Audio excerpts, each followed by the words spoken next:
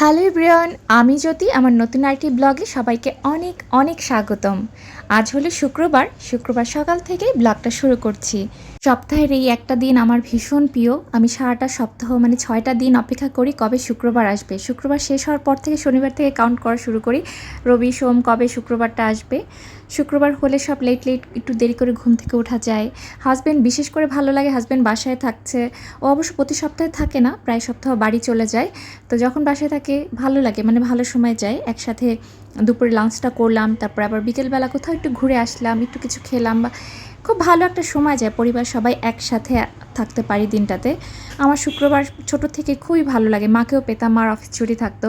শুক্রবার আসাটাই আমার মনে একটা আনন্দ কাজ করতো বৃহস্পতিবার রাত থেকে, যে আগামীকাল শুক্রবার। যদিও শুক্রবার অনেক বাজারঘাট, অনেক কাজ থাকে বাড়তি। এই যেমন আমার হাজব্যান্ড এই সকালে নাকে মুখে কোনো রকম খেয়ে তাড়াতাড়ি চলে গেল বাজারে। এবার হলো মেয়েকে আমি তাড়াতাড়ি একটু খাইয়ে নিব, ওর বাবা আবার বাজার নিয়ে আসবে, সাপ্তাহিক বাজার। এই সপ্তাহে আবার মাসের শুরুর দিকে মাসিক বাজার নিয়ে আসলো 1 বস্তা। মেয়ে আবার ওর বাবাকে একটু হেল্প করছিল। শুক্রবার ওর বাবা বাসায় থাকলে আবদার থাকে, বাবা আমি তোমার সাথে স্নান করব। তো বাবা মেয়ে অনেকক্ষণ মজা করে স্নান করলো, কারণ আমি ওকে কখনো এতক্ষণ জলে বাথটাবে বসে থাকতে দেই না। ওর বাবা আবার একটু ছাড় দেয়, মানে গরম জলে, হালকা গরম জলে বসে মানে থাকতে দেয় ও যতটুকু চায়। তো খুবই মজা হয় সে বাবার সাথে যদি স্নান করতে পারে। আর তারপরে আমার তোর পিছনে যুদ্ধ, ঘুরে ঘুরে দৌড়ে ওকে একটু লোশন মাখাও, একটু ক্রিম দাও, থাকতে চায় না স্থির। আর এখন না হালকা হালকা একটু ঠান্ডা পড়ে যাচ্ছে না, স্কিনটা কেমন যেন টেনে ধরে গোসলের শাওয়ারের পরে। আমি হলো ফাঁকে মেয়েকে দেখতে আসলাম, তো ওকে একটু রেডি করে রেখে যাচ্ছি। আমার এদিকে রান্না চলছে। গ্যাস আছে আজকে মোটামুটি ভালোই, অনেকটা সময় গ্যাস আছে। আজকে অনেক দিন পরে ফুলকপির বড়া করছি। ফুলকপি আসলে এখন ওরকম ভালো সাইজের পাচ্ছিল না, ছোটোগুলো। তো আজকের ফুলকপিটা একটু মাঝারি সাইজের ছিল, তো ভাবলাম যে দুপুরে গরম গরম বড়া করি। ফুলকপির বড়া পছন্দ করে না এমন কেউ মনে হয় নেই। আমাদের তো এই যে চালের গুঁড়ো দিয়ে মুচমুচে এই বড়া দিয়ে বিকালের নাস্তাও করতে খুব ভালো লাগে। তো আজকে হলো একটা নতুন জিনিস মনে হলো।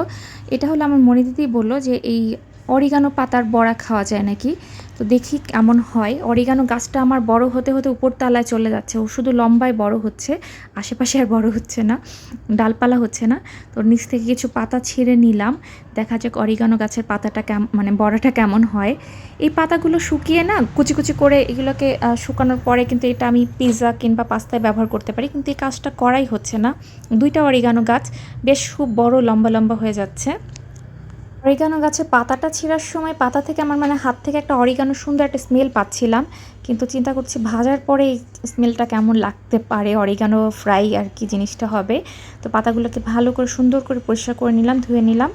এবার এরকম আস্তেই ভেজে ফেলবো। এটা আর কাটার ইচ্ছা নেই, একটু বড় সাইজটা পাতাটার, তবে এরকম আস্তেই ভাজার চিন্তা আছে। এই চালের গুঁড়ার ব্যাটারের সাথে এটাকে সুন্দর করে ডিপ করে নিলাম। খুব বেশি একটা ঘন রাখিনি, কারণ এটা পাতাটা তাহলে আর ভালো ফ্রাই হবে না। হালকা করে এর গায়ে একটা প্রলেপ দিয়ে নিলাম। এবার এটাকে ডুবো তেলে ভাজবো। ফুলকপি তো ভাজছিলাম, এর ফাঁকে একটু অরিগানোর পাতাও দিয়ে দিলাম। এবার অরিগানোর পাতাগুলোই ভাজবো একটা করে। আগে প্রথমে একটা ভেজে দেখি কেমন হয়। তবে চালের গুঁড়া দিয়ে যে কোনো পাতা, যে কোনো, আমার মনে হয় ঘাস পাতাও ভাজলে মুচমুচে বা খাবার যোগ্য হয়ে যায়। চালের গুঁড়া থাকলেই জিনিসটা খুব মানে মজা হয়, কেমন যেন মুখরোচক হয়ে যায় জিনিসটা। তো প্রথম যেটা ভাজলাম এটা একটু শিখে ট্রাই করায় দেখি কেমন বলে, আমার মেয়ে কেমন রিভিউ দেয়। যদি ভালো বলে তাহলে আরও ভাজবো। তো আজকের হলো দুপুরে মেনুটা দেখাই। অনেকগুলো লেবু শসা কেটে নিয়েছি, আর এই যে বড়া করেছি কতগুলো, ফুলকপির বড়া আর অরিগানোর পাতার বড়া, সেই সাথে একটা সবজি করেছি পাঁচফোড়ন আর ধনিয়া পাতা দিয়ে, অনেক পদের সবজি দিয়ে আজকে সবজিটা করেছি। আর এখানে হলো আমড়ার চাটনি। আমড়াটা একদমই সেদ্ধই হতে চাচ্ছিল না, অনেক কষ্টে এটাকে সেদ্ধ করে আমড়া চাটনি। দেশি মুরগি একদম আলু দিয়ে যেটা করি প্রতি সপ্তাহে, মানে আমার হাজব্যান্ড আলু দিয়ে ঝোলই পছন্দ করে দেশি মুরগির। এই তো আমাদের আজকে দুপুরের খাবার। এরপর বাবা মেয়ে দুজন একটু বেরিয়েছিল, 6টার ভিতর আবার বাসা চলে আসলো, এসে বললো আমাকে নিয়েও বেরোবে। আমি তো ভাবলাম এই শুক্রবার বোধহয় আমার কোথাও যাওয়া হবে না, কিন্তু না, ওরা আবার এসে আমাকে নিয়ে বেরোলো। আমরা কোথায় যাওয়া যায় চিন্তা করতে আবারও চলে আসলাম দ্য কুইজিন হাব। এই রেস্টুরেন্টটা আমাদের এত ভালো লেগেছে, তবে আজকে এসে মোটেও ভুল করিনি, খুবই ভালো একটা সিদ্ধান্ত ছিল, কারণ এখানে আজকে লাইভ মিউজিক হচ্ছিল। প্রতি শুক্রবার কুইজিন হাবে খুব সুন্দর লাইভ মিউজিক হয়, বিকাল 6টা থেকে সন্ধ্যা 6টা থেকে শুরু হয়, রাত 8টা-9টা পর্যন্ত চলে। আর অনেকে এখানে যাদের জন্মদিন হচ্ছিল, জন্মদিনের পার্টি, ওই বেবিটার পিকচার দিয়ে ওই লোকটা গান, মানে যে গান বলা হয় এরকম গান ডেডিকেট করে, বাচ্চাদের প্রজেক্টরে তাদের পিকচার দেখানো হয়। এটা কিন্তু খুব ভালো। আমরা এমন একটা সিট সিলেক্ট করলাম যেখানে বসে আমরা লাইভ মিউজিক সুন্দর করে শুনতেও পারি, আবার দেখতেও পারি। তো আমাদের প্রথমে একটা ওয়েলকাম ড্রিঙ্কস দিয়ে গেল। এটা ছিল একটা কাঁচা তেঁতুলের শরবত, খুবই টক ছিল, তবে ভালো রিফ্রেশিং। এটা খেয়ে আমরা অর্ডার দিয়ে আসলাম। ওরা রেডি হতে 10-15 মিনিটের মতো সময় লাগবে বলল। তো এই সময় আবার ইপসি চলে আসলো খেলতে। ইপসি অবশ্য এখানে এখন এই খেলার জন্যই আসতে চায় বারবার। আর আমাদের কাছেও খুব ভালো লাগে দ্য কুইজিন হাবের অ্যাম্বিয়েন্স, তারপর ওদের খাবার দাবার সব কিছুই ভালো, স্টাফদের বিহেভিয়ার। বিশেষ করে এই যে এখানে প্লেগ্রাউন্ডের এখানে যে ছেলেটা আছে, মানে এই ছেলেটা এত এক্সিলেন্ট। ও হলো সব বাচ্চাদের সাথে খুব সুন্দর কোঅপারেট করে এবং মানে খুব যত্ন সহকারে আদর করে বাচ্চাদের সাথে খেলানো, দেখা, টেক কেয়ার করা খুব ভালো। মানে এখানে সব স্টাফই বেশ ভালো, তাদের সবারই ব্যবহার ভালো। তবে বাচ্চাদের বিষয়ে তো অনেক ধৈর্য লাগে। সব বাচ্চারাই দেখছিলাম খুব সুন্দর করে ধৈর্য নিয়ে যত্ন সহকারে হ্যান্ডেল করছে। ইপসি প্রথমে এসেই এই যে ওর এই রাইডটাতে উঠে গেল। এই রাইডটা কেন ওর পছন্দ আমি জানি না, শুধু একটা মিউজিক হয় এবং এই যে এই মেশিনটা আর কি একটু উপর নিচ করে, ভিতরে একটা কার্টুন প্লে করে, ও মনে করে ও গাড়ি চালাচ্ছে, গাড়িটার স্টিয়ারিংটা মাঝে মাঝে একটু নাড়ায়, এইটাই ওর আনন্দ। আর ছোট মানুষ তো আসলে ওরা এগুলোতে মজা পাবে। আমরা তো মনে করি রাইড মানেই কিন্তু অ্যাডভেঞ্চার কিছু একটা হবে, ওরকম কিছু একটা করব। এখানে নাথিং লাইক দ্যাট। এখানে শুধু ছোট বাচ্চাদের জন্যই ভালো এবং মানে আমার মেয়ে তো এইগুলোই পছন্দ করে, ওর জন্য এটা খুবই ভালো হয়েছে। আমরা মাঝে মাঝে চেষ্টা করব কুইজিন হাবে আসার জন্য। আর এই যে ঘোড়ার এটা কিন্তু একদমই ফ্রি, যদি রাইডে কোনো দুইটায় না উঠতে চায়, সরি রাইড হচ্ছে তিনটা যদি না উঠতে চায় তখন এই যে ঘোড়া জাম্পিং এগুলোতে খেলাধুলা করে আবার চলে গেল। মেয়ে খুবই এনজয় করে। আবার কয়েন কেনার কথা বলছিল, তো ওর জন্য ওর বাবা হলো 50 টাকায় 2টা করে কয়েন এবং এক একটা রাইডের জন্য 2টা করে কয়েনটি লাগে, মানে এক একটা রাইডের জন্য 50 টাকা করে লাগে। তো ওর 100 টাকা 4টা কয়েন এনে দিয়েছিল। ওর হলো এটা খেলার পরে বলছে যে আরেকটা করতে মোটরসাইকেলের রাইডটাতে আবার ও পারে না বলে ওরকম একটা ইন্টারেস্ট দেখলাম না, ওটা ওর বাবাকেই হেল্প করতে হয়। আর এই যে ইপসির কিন্তু অলরেডি টাইম হয়ে গেছে, মিউজিক অফ হয়ে গেছে, এখন ওকে খুব যত্ন সহকারে নামাচ্ছে, উঠিয়ে আবার সুন্দর করে সিট বেল্ট লাগিয়ে দিয়েছে, খুব আদর করে এখানে। আমার কাছে খুব ভালো লেগেছে। এবার এই মোটরসাইকেল রাইডটাতে উঠবে ইপসি, সে খুবই এক্সাইটেড।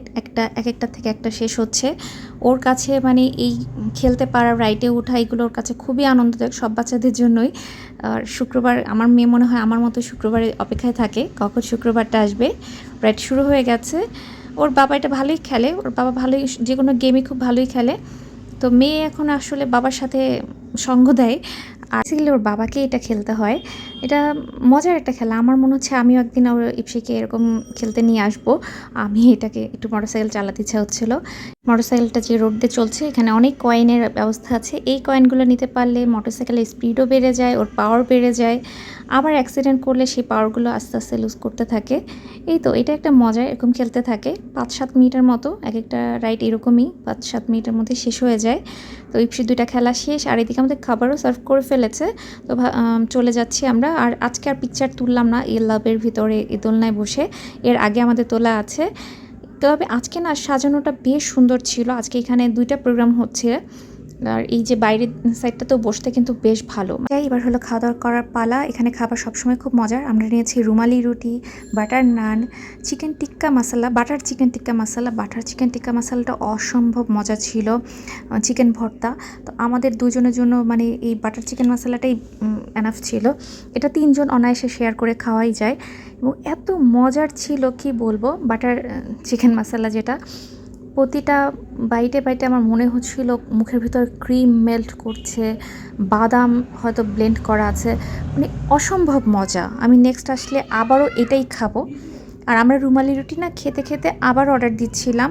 আর এটা পাতলা একটা জিনিস, সাইজে হয়তো অনেক বড় কিন্তু জিনিসটা তো পাতলা। ইপসিকেও এখানে আর ঝাল ছিল না, তো আমরা ঝাল কম দিতে বলেছি ইপসিকে যাতে খাওয়াতে পারি। ইপসিকে রুমালি রুটি দিয়ে খাওয়ালাম, ওকে আর নান রুটি দেইনি। নানটা খেলে না অনেক জল তৃষ্ণা পেয়ে যায়, আরও ছোটো মানুষ তো অনেক লাফালাফি করছে। এদিকে আমরা কোল্ড ড্রিঙ্কসও নিতে পারছি না ইপসিতার জন্য, কারণ ও খেতে যাবে, ওর একটু ঠান্ডা মানে একটু কাশি কাশি আছে, ওর ভয়ে আর নিলাম না। ও কোল্ড ড্রিঙ্কসের একটা পোকা বললেই চলে। তো খাওয়া দাওয়া শেষে আবার একটু ঘোরাঘুরি করছি। কুইজিং হাবটা এই জন্যই ভালো, মানে এখানে ঘুরবেন, খাওয়া দাওয়া করবেন, আবার ঘুরবেন, অনেক মজার। আর লাইভ মিউজিক আমার মনে ছিল শুনি, না যাই আরও কিছুক্ষণ, আধা ঘন্টা বসি। তোর বাবা বলছে না, রাত হয়ে যাচ্ছে, বাসায় ব্যাক করতে হবে। আর ইপসি তো এখানে গান শুনে ওর মনের আনন্দে নাচানাচি করছিল, আমিও কিছু সময় উপভোগ করলাম। এই 10 মিনিটের মতো বসেছিলাম। একটা সময় খুব ভালো কেটেছিল, কিন্তু যাবার সময় আমি রিক্সায় ওঠার সময় অথবা ইপসি একটা বক্স কিনতে গিয়েছিলাম, টিফিন বক্স, সেখানে কোথাও একটা আমি পথে আমার টাইটেনের খুব পছন্দের একটা গোল্ডেন কালার টাইটেনের ঘড়ি হারিয়ে ফেলেছি। বাসায় এসে দেখি আমার ঘড়ি নাই, এত কষ্ট লাগলো।